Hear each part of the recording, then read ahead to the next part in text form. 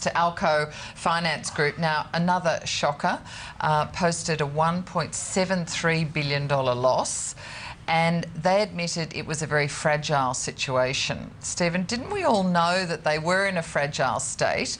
Is it time that they did concede it? Is that what that was all about, just admitting that they had made some very serious mistakes?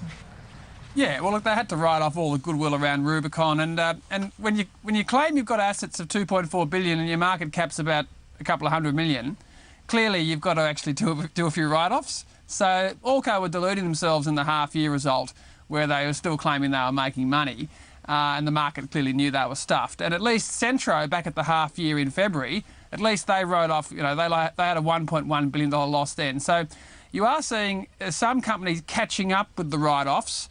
And usually you can associate this with whether the new CEO is in place, because the old CEOs who preside over the disaster won't want to write down and admit their disaster up front. And I think in the case of GPT, in my view, they should have done much bigger write-downs.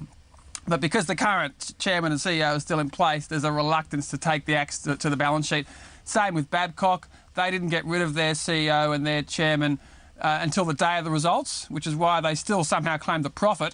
When Babcock's market cap today is $800 million, and they still claim they've got assets of $2.5 billion. So clearly there's still a $1 billion loss write-down coming at Babcock. And ABC Learning is the classic. ABC Learning's market cap today is $300 million. They claim to have net assets of $2.23 billion.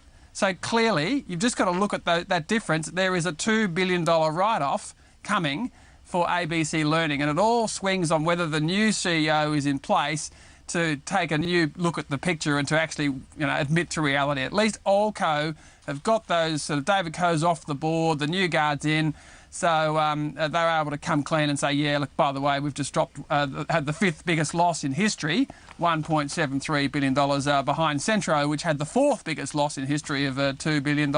Yeah. Now, it warned in May that it would be posting a $1.5 billion loss. How did it get to be so much worse in just 2 or 3 months? Just, look at the market prices of all things like all the Rubicon trusts. I mean, they manage all these trusts, and some of these things are trading at 3 and 4 cents now. So if you look at the extra additional falls in those prices that came through over the last 4 months, that explains a lot of the difference. Now, interestingly, you don't think they were trying to hide the situation back then? You think it has just deteriorated in that time? Oh, like what's $200 million between friends, Helen, when you're losing well over $1 billion? So I think it just deteriorated. But the 3 Rubicon trusts, Rubicon Japan, Rubicon America and Rubicon Europe, they all released their results last night at 5 to 5. OK, so it was a classic Friday night dump. And between the 3 of them, they've lost $500 million. So they've written off, $500 million. But they're still about 400 to 500 million over the odds in terms of what they claim they're worth and what they are actually worth. So I think, you are going to see continuing more write-downs.